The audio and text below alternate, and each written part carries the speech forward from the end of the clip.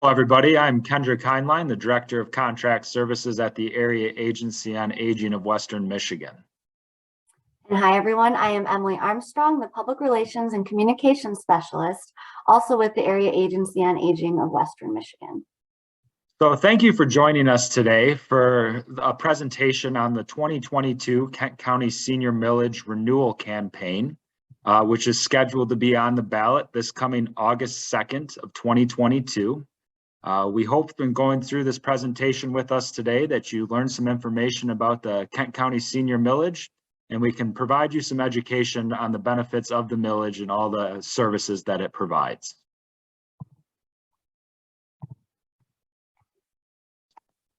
So what is the Kent County Senior Millage? The Kent County Senior Millage is available to older adults throughout Kent County that are 60 and older and live within Kent County. So that is what you need to be to qualify for the service. Be a Kent County resident and be 60 and older. The millage looks to come alongside older adults and provide services to them to help them age in place at home and throughout their communities. We do this by providing a diverse range of funding. We have over 51 different services that are currently available throughout the Kent County Senior Millage Partner Network. And all these services aim to allow older adults to live independently in their own home. As stated earlier, this is a continuation. So it was last on the ballot on 2014. And this continuation, if approved, would allow for us to provide this services for older adults and caregivers for the next 8 years. So that is what we're voting on this coming August. This service will allow older adults to provide services and receive services along with caregivers to help them age independently.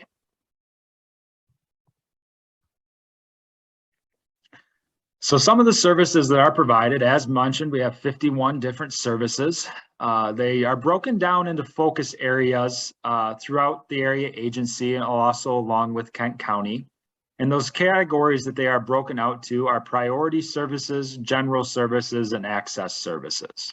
I'm going to touch on a little bit about what those different services are within those funding categories, but I want to highlight that just because something is listed as priority does not mean that we do not put the same emphasis on all the services that are provided. At the Area Agency on Aging, we realize that priority is whatever is most beneficial to the older adult and caregiver. So just because something is listed as priority or is not listed as priority does not mean it does not get the same attention. A lot of times the adequate funding that is needed to be able to provide you with that access to that service to help you age independently. So priority services, over 56% of millage funds go towards priority services. And I will say for 2022, over $13.3 million were allocated for older adults and caregivers to be able to access for these services. So 56% of that 13.3 went towards priority services. And some of these services include transportation, adult day centers, the community food club, home delivered meals, and Medicare, Medicaid assistance programs.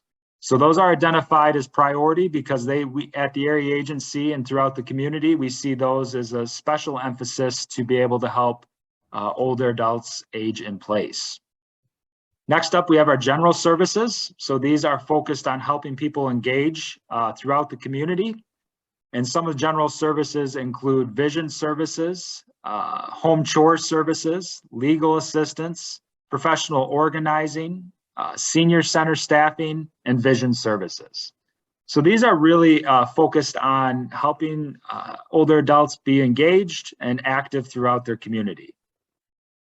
Lastly, on this page, we have access services where 13% of funding went towards, and these access services are there to help connect you to all these resources that we are talking about. So some of these services include care management programs, the long-term care ombudsman, and outreach and assistance.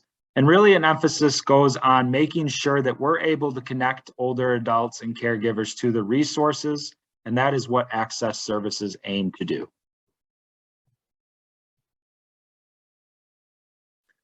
So next up, we have our supportive services. So this includes our services that look to support older adults and throughout their aging journey. These include home repair services, congregate meals, medication management, in-home recreational therapy, personal emergency response systems, or PERS as they're commonly referred to. And these supportive services all aim to help you age in your home. And if your home needs modifications, if you need that in-home aspect of services, that's what supportive services look to do. Then last but certainly not least, we have our emergency services. And these emergent services, I should say, and these services look to address one-time emergencies that may arise. So if you need help with a utility bill, if you need, air conditioner or fans, really a one-time assistance is provided with these emergency services to help cover the cost that can come with those different activities and make sure that you're not out of a service just because you're unable to pay for a one-time cost. All right, so on the slide in front of you, you can see the Kent County Senior Millage Partner Network. We, of course, wanted to recognize these partners for the outstanding work that they do in the community, and also to just give a face and a recognition to those of you who might be familiar with some of these organizations, but not realize that they're part of this Kent County Senior Millage Network. So you'll see the list of them there. And we also will say that they do a really wonderful job of collaborating with one another and making sure that gaps are filled and that older adults are receiving the services that they need to live independently. On the slide here, of course, we want to share the impact of this millage. As Kendrick mentioned, it began in 1999, and on average, it serves over 22,000 individuals each year, or that is the number from 2021, I should say. And you can see some of the demographics on the slide here. I think it really highlights how these services are providing support to those who might be more at higher risk or have a higher need. And again, we recognize that 3 out of 4 older adults do want to stay living in their own homes and communities. So the services that Kendrick went through really come alongside them to be able to provide this support. Additionally, we hear often if someone is not a senior and doesn't have a senior in their life, why the millage should matter to them. So we will definitely point to, of course, the impact of this 22,000 individuals each year, but additionally, these services like home repair and modifications can help with the community upkeep. So if you live in a neighborhood, that's a benefit there, of course, as well, that older adults are receiving their homes this upkeep. And then additionally, it saves on those healthcare dollars in the long run because in-home services tend to be less expensive than those being received in a institutional setting. Family caregivers is another really large piece of the millage puzzle, so to speak. Some of the services that are provided to family caregivers are the adult daycare, which is when they can take their loved one to a daycare center through the day while they're perhaps working. They receive some respite and they know they are in a safe environment. Transportation, obviously we realize caregivers can't be everywhere at once.